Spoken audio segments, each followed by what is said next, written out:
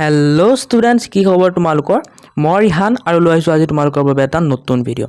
আজিৰ এই ভিডিঅ'টোত মই তোমালোকক এটা বহুতো গুৰুত্বপূৰ্ণ ভাৱ বহলাই লিখা, যিটোৰ নাম হ'ল আঠুৱাচাই ঠেং মেলা, বা তোমালোকৰ এনেকৈ আহিব পাৰে আঠুৱাচাই ঠেং মেলা আই চাই ব্যয় কৰা। দুটাই কি এইটো মই আজি দিম।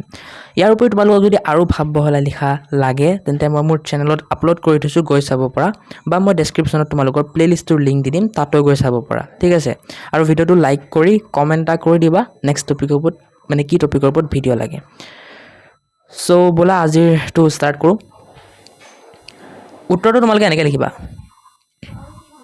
ৰাতি শোৱাৰ সময়ত মহৰ কামোৰৰ পৰা ৰক্ষা পাবৰ বাবে আমি আঁঠুৱা ব্যৱহাৰ কৰোঁ, কিন্তু আঁঠুৱাৰ তলত শুওঁতে সাৱধান হ'ব লাগিব, কাৰণ কেতিয়াবা আঁঠুৱাখন মানুহজনৰ উচ্চতাতকৈ চুটি হ'ব পাৰে।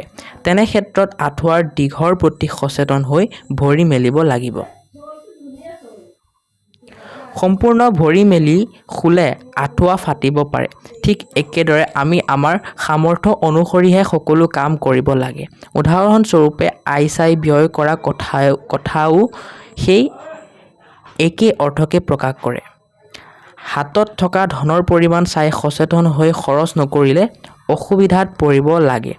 গতিকে সম্ভাৱ্য অসুবিধাৰ পৰা ৰক্ষা পাবৰ বাবে সচেতন হৈ চলা উচিত। চ' এইটোৱে আছিল তোমালোকৰ ভাৱ বহলাই লিখাটো। এনেকৈ তোমালোকে লিখিবা। চ' আশা কৰোঁ ভিডিঅ'টো ভাল লাগিল। ভিডিঅ'টো ভাল লাগিলে ভিডিঅ'টো এটা লাইক কৰি দিবা। লগ পাইছোঁ নতুন এটা ভিডিঅ'ত। তেতিয়ালৈকে জয় হিন্দ, জয় আই অসম।